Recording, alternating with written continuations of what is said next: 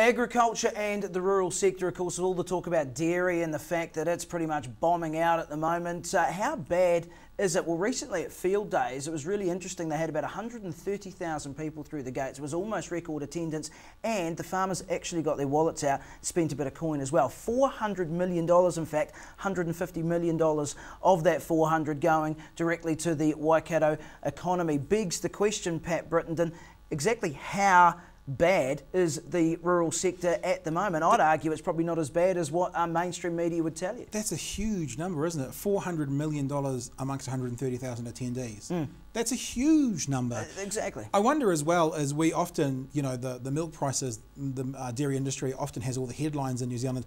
I know someone in Waikato who has a beef farm, runs beef, and they're doing really well at the moment. They still may not be on the kind of the level of the dairy farmers at their peak, but they're in a very good time. So whilst headlines have been taken away by, you know, $5, $4 per kilo of milk solid, maybe they should be beef doing really well, or lamb doing really well, or other areas of farming. The easy thing, it's easy though to go with the negative headline, isn't it? And to be fair, as we look at the export earnings, and that is far and away the biggest one. So that actually has the biggest effect, and that was down 6% now for the last financial year. So what they did at Fieldays was the Ministry for Primary Industries put out their situation and outlook report. Okay, and what we found was in terms of exports, so down 6% was dairy, still at 13 billion though, so that's the interesting part. Now the next ones, if you have a look at all the others, so meat and wool up a little bit, 1%, marginal but still up a wee bit. Forestry up 8%, seafood up 15%,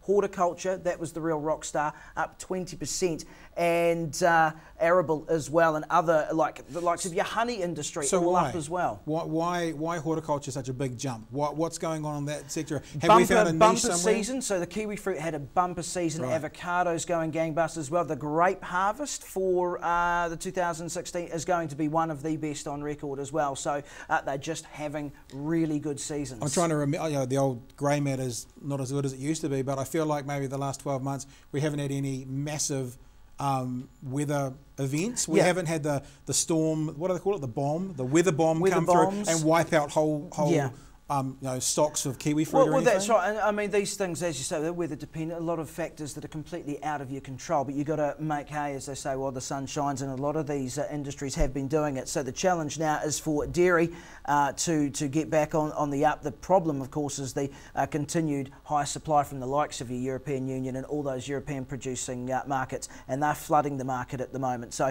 while that's down, that is the shop front, the dairy, but you would have to say that all in all, agriculture is probably not in as bad a spot as maybe we're led to believe.